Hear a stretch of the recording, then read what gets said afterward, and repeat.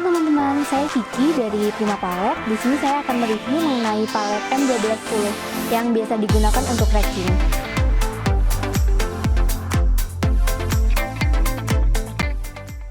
Palet ini memiliki ukuran standar untuk racking, yaitu panjang 120 dengan lebar 100 cm dan tinggi palet 16 cm. Untuk kegunaan palet ini, selain untuk racking, palet ini bisa digunakan untuk cold storage, yaitu penyimpanan di suhu dingin ya. Biasanya dipakai untuk penyimpanan daging, makanan, sayuran, dan lain-lain sebagainya, karena palet ini food grade. Untuk kapasitasnya, pada saat palet diam atau dalam keadaan statik, itu bisa menahan beban 4 ton. Untuk dinamik, pada saat digerakkan atau diangkat dengan handling, bisa 1 ton. Pada saat palet digunakan untuk racking, bisa 1 ton juga. Nah, untuk materialnya sendiri, palet ini sangat bagus ya, karena bermaterial HDPE atau plastik murni. Bisa dilihat dari paletnya secara fisik sangat terlihat kokoh dan kuat. Selain terlihat kokoh dan kuat, biasanya palet yang bermaterial HDPE itu cenderung lebih terang warnanya.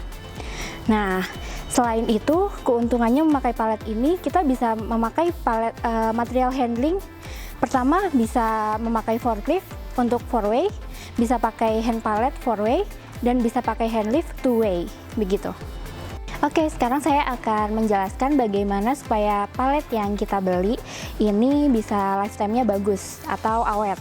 Pertama, kita harus pakai palet yang kita punya dengan kapasitas yang sesuai. Misalkan statiknya 4 ton, gunakanlah untuk beban 4 ton, jangan melebihi dari itu.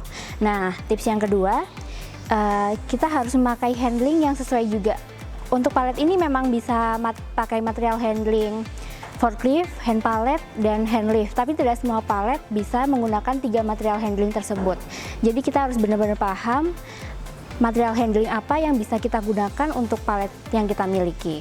Untuk yang ketiga, kita harus berhati-hati dalam menggunakan palet, karena salah satu faktor yang menyebabkan palet kita cepat rusak itu human error, yaitu pada saat pemakaian dibanting-banting atau kita kurang hati-hati. Walaupun palet ini sangat kuat, tapi kita harus tetap berhati-hati. Jangan karena kuat kita bisa banting palet itu dan lain-lain.